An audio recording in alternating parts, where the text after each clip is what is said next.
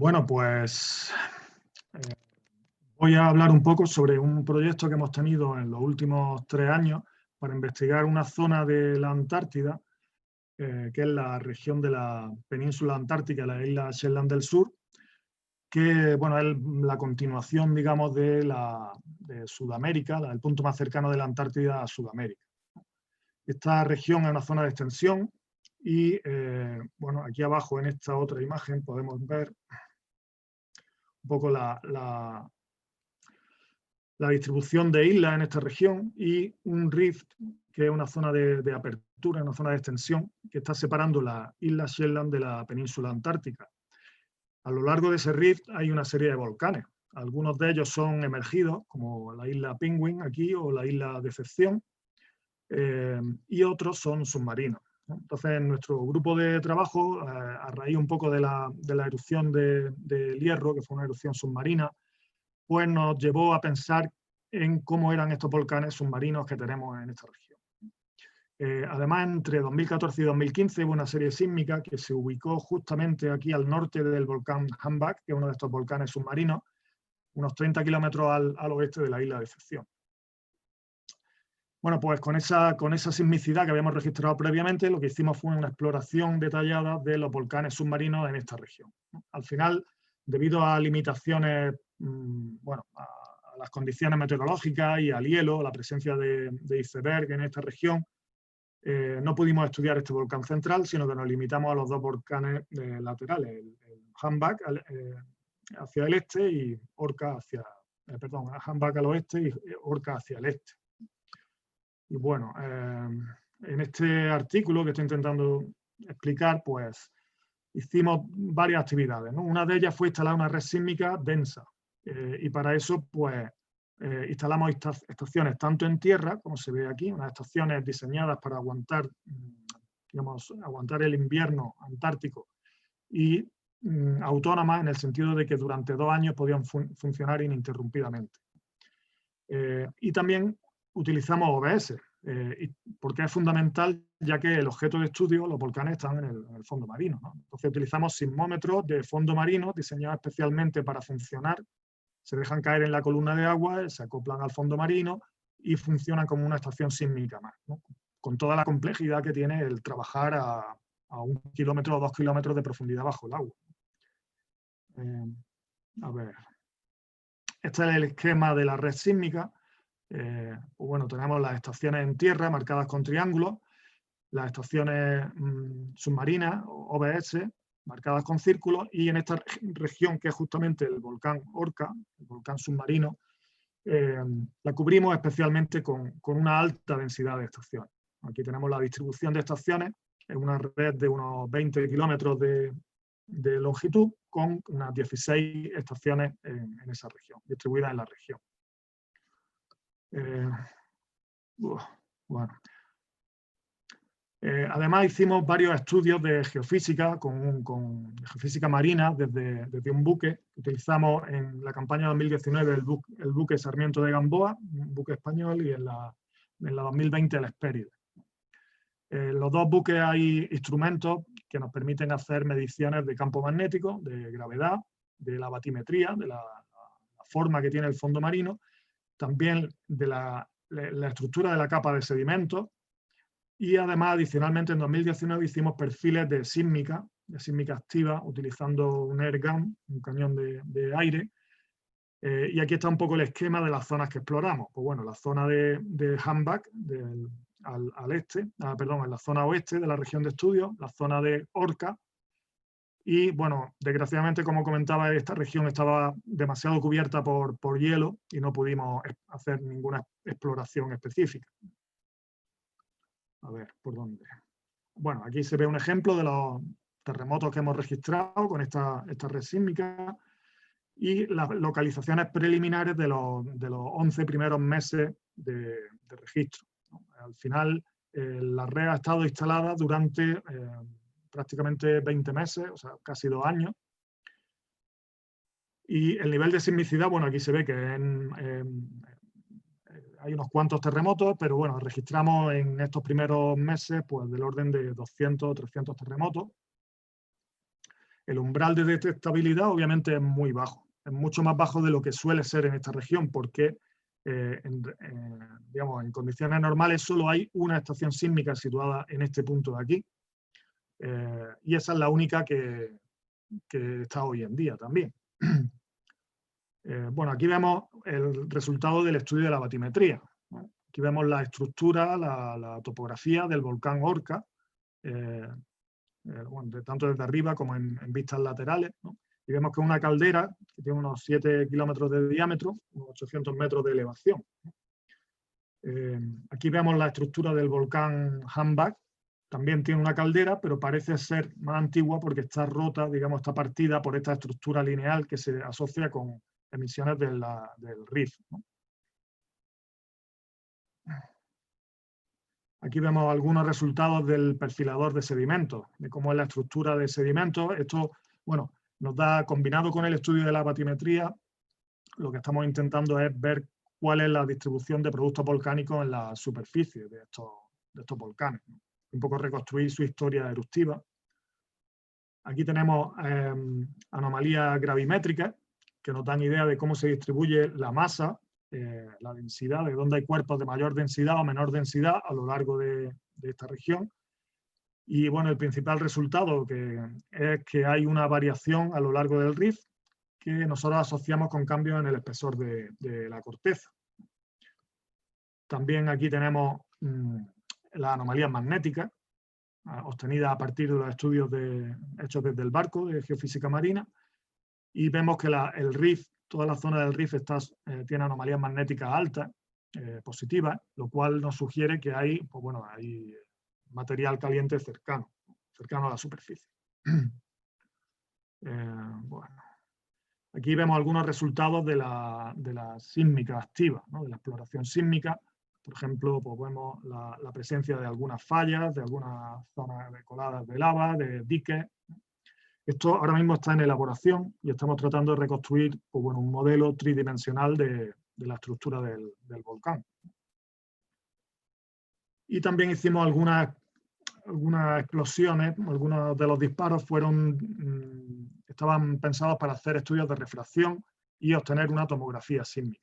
Esto en particular del volcán Orca lo vamos a obtener a lo largo de 2021 y gracias a la alta densidad de estaciones que teníamos. Esto, bueno, todas estas estaciones que estoy comentando estuvieron instaladas entre 2018 y 2020 y se han retirado ahora en febrero de este año. Bueno, pues como la Tierra es caprichosa, hasta ese momento no hubo una gran actividad sísmica, pero a partir de agosto y septiembre de 2020 ha habido un incremento muy importante de actividad sísmica en esta zona, que se localiza en esta región al norte, al noreste del volcán Orca. Y claro, tenemos la pregunta de que si esta actividad sísmica está relacionada con actividad volcánica o se trata simplemente de una serie tectónica, ¿no?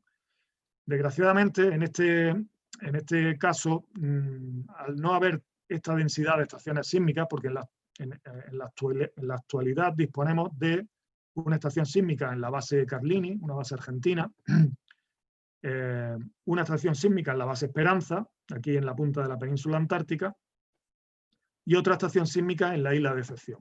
Estas son las únicas estaciones cercanas que tenemos, con lo cual la localización de terremotos es muy difícil, ¿no? Y poco precisa. Además, esta estación de la isla de Decepción no transmite los datos en tiempo real, es una estación que dejamos nosotros siempre para el monitoreo de la actividad volcánica en Decepción, pero no tiene transmisión de datos en tiempo real. Con lo cual, pues bueno, es algo que esos datos los tendremos a partir de enero, cuando comience la campaña antártica española. Las localizaciones de estos terremotos, como decía, se hacen con estaciones lejanas, que nos dan, bueno, pues poca precisión. Entonces, tampoco conocemos mucho sobre, por ejemplo, la posición exacta de los terremotos o su profundidad o su mecanismo, ¿no? En este caso, la sismicidad ha aumentado muy bruscamente a partir de septiembre, y lo llamativo es que hay terremotos con magnitudes muy grandes, ¿no? La magnitud de detectabilidad, digamos, con estaciones lejanas, está por encima de 4,5. O sea que solo estamos registrando, digamos, localizando los terremotos grandes. Pero tiene que haber muchos terremotos pequeños, ¿no? Normalmente en las series, pues si hay 10 terremotos de magnitud 5, pues hay 100 de magnitud 4 y 1000 de magnitud 3, con lo cual hasta el día de hoy se han registrado aproximadamente unos 100, del orden de 100 terremotos de magnitud mayor de 4,5. Con lo cual imaginamos que hay una gran cantidad de terremotos menores, ¿no? Esos terremotos se registran en la estación más cercana, pero no alcanzan a detectarse de forma fiable en las estaciones más lejanas, con lo cual no se pueden localizar, ¿no? Y bueno, el problema de que los terremotos sean tan grandes es que en las zonas volcánicas los terremotos no suelen ser tan grandes. Los terremotos de tipo volcano tectónico, asociados a fracturas en los edificios volcánicos, pues no suelen ser tan grandes simplemente porque los propios edificios volcánicos tienen un tamaño limitado, ¿no? Entonces eso limita el tamaño de las fallas.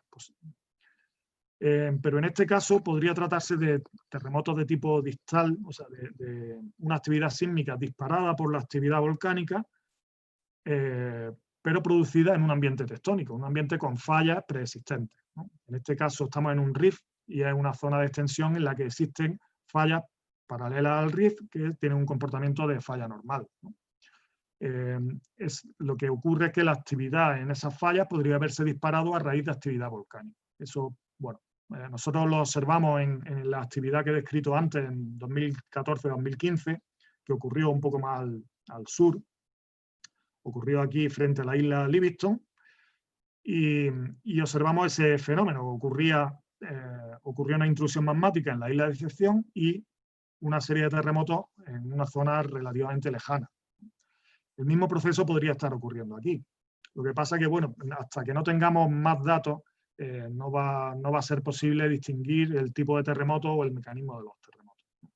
En la actualidad estamos trabajando con distintos grupos para intentar mejorar la cobertura de estaciones sísmicas de esta región. Estamos en contacto con el programa polar coreano, que podría aportar OBS. Nosotros vamos a instalar estaciones sísmicas en tierra. Hay grupos también el grupo del proyecto Bravo 6, en el que participaba gente de Estados Unidos y de Alemania, pues también van a estar pendientes para tratar de obtener la máxima información posible de esta actividad sísmica intensa que se está registrando en esta región de aquí, ¿no? Esta es una región de mucho interés porque hay una gran cantidad de bases antárticas, ¿no? La isla Rey Jorge, que veis aquí al norte del volcán Orca, es prácticamente el sitio con más densidad de bases de la Antártida, debido, bueno, pues a la facilidad de acceso, a la cercanía al continente. Entonces, los terremotos están siendo sentidos por el personal de las bases y, bueno, pues hasta cierto punto este es un riesgo sísmico, digamos, pero también habría que pensar en la posibilidad de un riesgo volcánico, ¿no? Si realmente esos terremotos son inducidos por una intrusión magmática, podría ocurrir una erupción, ¿no? Y eso podría tener consecuencias, por ejemplo, para la navegación, ¿no? Actualmente el volcán Orca está a bastantes cientos de metros por debajo del nivel del mar, pero bueno, podría producir fenómenos como ocurrieron en la erupción de El Hierro, que alteraran un poco el trabajo normal en la región, ¿no? El paso de buques, etc.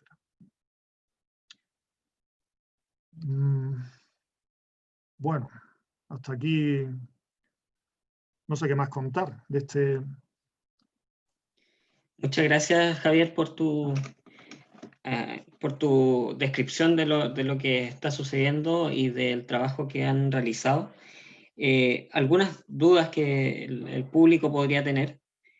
Por ejemplo, tú hablas de disparos para tomografía sísmica, en cuanto a los temas metodológicos, por así decirlo, y también te refieres a OBS. ¿Cómo funcionan ambas técnicas o tecnologías y en qué aportan para el conocimiento de los sistemas, en este caso subacuáticos?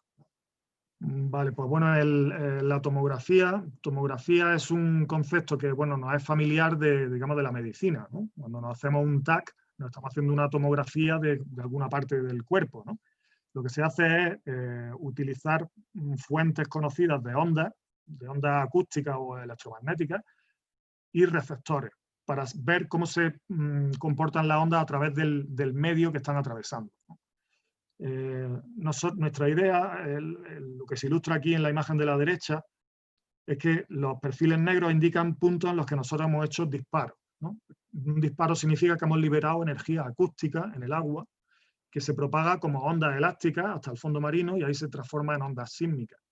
Y esas ondas pues, se propagan a cada una de estas estaciones.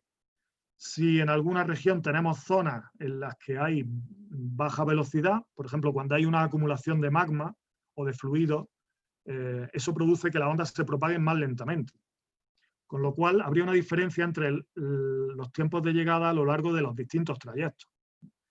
La idea es, pues, verlo, digamos, verlo entre comillas, desde todos los puntos posibles alrededor de la zona anómala para tratar de reconstruir cómo es el medio por dentro, ¿no? Cómo es la distribución de velocidad de las ondas sísmicas en el interior y relacionarlo con la presencia del magma o, bueno, fluidos volcánicos en general. En cuanto a los OBS, bueno, OBS significa Ocean Bottom Seismometer, o sea, sismómetro de fondo marino, y bueno, es un tipo de tecnología que nos permite medir, instalar un sismómetro en el fondo del mar, básicamente, ¿no? Es un sitio que a día de hoy es inaccesible para gran parte de las tecnologías, pero bueno, el sismómetro lo que se hace es dejarlo caer en el agua, dejarlo caer en la columna de agua, y bueno, tarda en caer hasta el fondo unos, no sé, 20 minutos o media hora, y una vez que llega al fondo se ancla al suelo y despliega el instrumento, despliega un sensor que permite medir las vibraciones. Entonces funciona como un sismómetro normal, pero tiene toda esta tecnología, toda esta parte, digamos, que lo que hace es ser capaz de que se nivele y que se coloque solo en el fondo marino. Cuando queremos recuperar los datos, el instrumento funciona totalmente aislado de la superficie y cuando queremos recuperar los datos lo que hay que hacer es sacar al instrumento completo. Entonces tiene esta estructura que son unos flotadores que lo que hacen es, bueno, tiene también un disparador que corta el ancla, ¿no? Lleva un ancla pesada que le permite quedarse en el fondo, pero cuando le damos una orden por una señal acústica, pues se corta la conexión con el ancla y el objeto, el instrumento, pues flota y lo podemos recuperar en la superficie para obtener los datos que ha registrado, ¿no? El trabajo es un poco más complicado que con sismómetros tradicionales de tierra, pero bueno, nos permite hacer estudios como este. Si no hubiéramos tenido estos instrumentos, pues el estudiar un volcán submarino como Orca hubiera sido prácticamente imposible, porque la Tierra, digamos, queda demasiado lejos. Nosotros necesitamos estaciones lo más cercanas posible para ver la actividad volcánica. Ese es otro de los problemas que se plantean ahora con la serie sísmica actual. Normalmente una serie asociada a un volcán tiene actividad de tipo tectónico o volcano-tectónico, pero también suele ir acompañada de otras señales como tremores volcánicos o sismicidad de largo periodo que están más asociadas al movimiento de los fluidos en el interior de los conductos volcánicos. Si no tenemos estaciones cercanas al edificio volcánico, no vamos a poder detectar esas señales, porque suelen tener menos energía que los terremotos. Entonces, a día de hoy no tenemos información de si esas señales existen o no, se están produciendo o no, por lo que no sabemos si a esta serie tectónica le está acompañando una actividad volcánica o no. A partir de enero, cuando empecemos a instalar estaciones adicionales, pues espero que seamos capaces de detectar este tipo de señales de origen volcánico y bueno, pues decir si está habiendo realmente actividad volcánica o no. Muchas gracias, Javier, por esa respuesta. Otra cosa que te quería consultar tiene que ver con esta pregunta que siempre las personas se hacen. ¿Es el huevo o la gallina? ¿Qué es primero? Podría ser que, si bien es cierto, la actividad sísmica parece ser disparada por actividad volcánica, por intrusiones, también sea actividad tectónica extensional que está permitiendo el ascenso de fluidos magmáticos a la superficie, que sea inicialmente algo tectónico y que pueda dar lugar a algo volcánico. Pues sí, la verdad que están documentados los dos procesos, ¿no? Normalmente hay evidencia de que los grandes terremotos producen, o mejor dicho, inducen actividad volcánica en volcanes cercanos, ¿no? Cuando hay movimientos del suelo de suficiente amplitud, pues eso produce cambios en la estructura, la dinámica, mejor dicho, en la dinámica de los sistemas volcánicos y puede dar lugar a actividad volcánica, ¿no? Eso está documentado, pero sobre todo en el caso de grandes terremotos, ¿no? Terremotos de magnitud mayor que 7. Para los pequeños terremotos, las vibraciones que se producen no está claro que sean suficientes para inducir actividad volcánica. Pero bueno, podría darse un efecto acumulado. O sea, si un sistema es suficientemente inestable, podría, digamos, dispararse con menor amplitud de vibración. Y también está documentado el efecto contrario, es decir, que la actividad volcánica produce cambios en las superficiales y en la distribución de esfuerzos que pueden inducir también series tectónicas, ¿no? O sea, terremotos en fallas que existían previamente. Entonces, para saber cuál es cuál, porque claro, en este caso podría ser que la serie que estamos observando, la serie de terremotos de magnitud hasta casi 6, ¿no?, que está ocurriendo al sur de la isla Rey Jorge, fuera de origen puramente tectónico, porque estamos en una zona de rift en la que ocurren terremotos de forma, bueno, recurrente, ¿no? Pues esa serie podría haber inducido actividad en el volcán Orca, que está muy cerca. La serie está ocurriendo, según las localizaciones que tenemos actuales, que ya digo que no son muy precisas, pero está ocurriendo a una distancia de unos 10 a 15 kilómetros del volcán, ¿no? Entonces podría haber alterado el equilibrio en el volcán y producir esa actividad sísmica. Nosotros estamos en nuestros datos que llegan, los datos del proyecto Bravo 6 que llegan hasta febrero, estamos buscando precursores, con la idea de distinguir entre un tipo, o sea, saber si el volcán Orca estaba ya mostrando algún signo de actividad antes de la ocurrencia de la serie tectónica. Bueno, el otro enfoque sería pensar que realmente lo que está disparando toda esta actividad es una intrusión magmática profunda, ¿no? O sea, que la intrusión magmática en el sistema de alimentación del volcán Orca puede ser la responsable de los cambios de esfuerzos que dan lugar a las fallas, a los terremotos en fallas relativamente lejanas al edificio volcánico. Que esas fallas existían previamente, algunas de estas fallas pueden estar incluso cartografiadas, ¿no?, mapeadas, porque se han hecho muchos estudios de sísmica de reflexión en esa región. Y bueno, lo que ocurre es que los terremotos ocurren cuando se transfieren esfuerzos debido a la intrusión magmática. Entonces, las dos teorías, las dos posibilidades están abiertas. Yo a día de hoy no me decanto por ninguna, pero depende un poco de los datos que seamos capaces de recopilar a partir de ahora, pues ver si vamos a estar en posición de elegir entre una teoría o la otra. Perfecto, muchas gracias. La última consulta que quiero hacerte está relacionada con, bueno, tú hablaste del volcán Hierro, que tuvo una erupción subacuática hace muy poco tiempo, hace pocos años en realidad. Pero también en la zona misma de la Antártida han ocurrido erupciones anteriores, como la de la isla de Decepción, Sí. ¿cierto? Y además es un territorio geopolíticamente un poco complejo. ¿Cómo crees que interviene la colaboración internacional, en este caso de las bases que están en el lugar? ¿O qué rol tendría la colaboración internacional para el estudio científico, en este caso, de algo que está ocurriendo ahí y que también constituye riesgo y peligro? Pues bueno, como comenta, la zona es un poco peculiar desde el punto de vista político porque, bueno, está bajo el Tratado Antártico, en el que, bueno, pues no se le asigna, digamos, ¿cómo se llama?, la propiedad, ¿no? O sea, no es territorio de ningún país en particular, sino que todos los países pueden ir a la Antártida a trabajar con fines científicos. No se permite, bueno, explotaciones con fines económicos o militares, no, solamente con fines científicos. Entonces, bueno, eso en principio está muy bien, pero en casos como estos, en los que hay que gestionar el riesgo, bueno, pues lo importante para gestionar el riesgo es que haya una autoridad única. ¿no? O sea, alguien que defina los niveles de riesgo, que los asigne, y eso pues no está nada claro aquí, ¿no? Eso en cada país, pues bueno, cada país decide quién es la institución que hace esa tarea, y bueno, pues en la Antártida no existe esa figura, porque no hay un país, no hay una autoridad detrás de la gestión, ¿no? Sino que cada base se gestiona con las leyes de su propio país. Con lo cual eso es una dificultad, ¿no? Por otro lado, la colaboración internacional también está incentivada en el Tratado Antártico. O sea que el tratado apoya y pide que se desarrolle la colaboración internacional.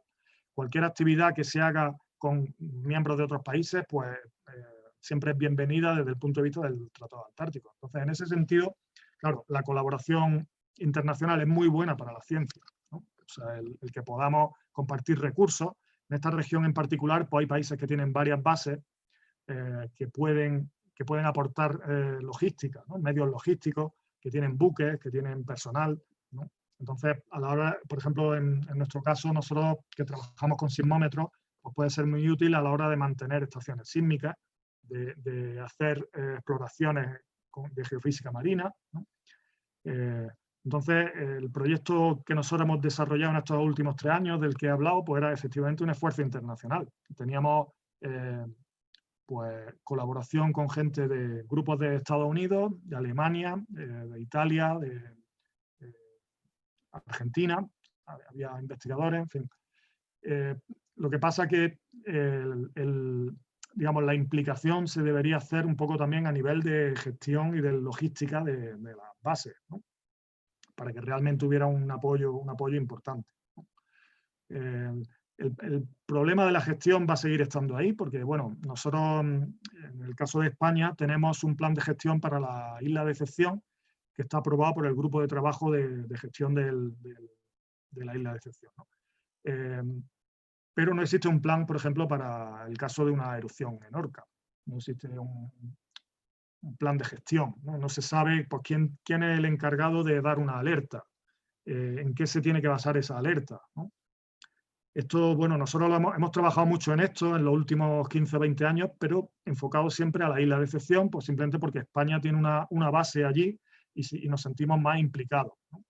Pero a nivel regional o para otra zona volcánica en la región, no hay definido ningún plan de emergencia. Entonces, pues bueno, no está muy claro, tampoco está muy claro quién lo tiene que hacer, ¿no? Es una situación, como comentaba, desde el punto de vista geopolítico es complejo porque no hay una única autoridad. Todos trabajamos bajo el abrigo del SCAR, ¿no? Del Comité Científico Antártico, pero no tiene autoridad política, sino, bueno, solamente digamos que dirige todas las líneas de investigación y de la parte científica. Es un problema también relacionado con el auge que está teniendo el turismo en los últimos años. Las actividades turísticas en la Antártida se están incrementando mucho. Y bueno, cualquier alerta que se dé, cualquier emergencia, pues no sé, cerrar algunas zonas por precaución, tiene que estar muy bien justificada, porque esto ya no es solamente una cuestión de que separa la investigación científica, sino que también separa el turismo en la región. Genial. Muchas gracias por tu respuesta y por tu presentación. Realmente, como lo comentábamos antes, detrás de cámaras, es un tema que está suscitando mucho interés, especialmente en la población chilena, pero también me imagino que en la población argentina y en todo el mundo científico que trabaja directamente en la Antártica, que también al fin de cuentas es un lugar, como conversábamos, que podría considerarse casi otro planeta. Todas las técnicas que se utilizan son obviamente adecuadas al frío, a la distancia, a la lejanía, a la falta de medios y a estas cosas geopolíticas también. Entonces, creo que es muy interesante para la gente enterarse de esto. Así que muchas gracias, Javier. Pues nada, Dejamos hasta aquí la presentación. gracias a vosotros por el interés.